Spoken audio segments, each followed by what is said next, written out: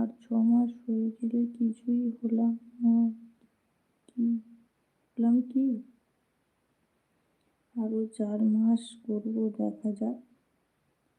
আরে তোমার তো ভিউজ আসছে, তুমি এত টেনশন করছো কেন?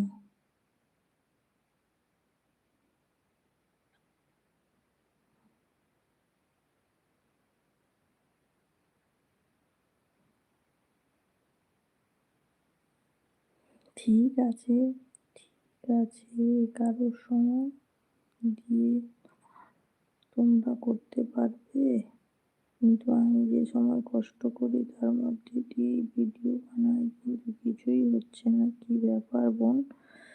হবে হবে, তোমার হবে দাদাভাই, তুমি এত টেনশন করো না। তোমার তো ভিউজ ভালোই আসছে, তুমি ভিডিও করতে থাকো না।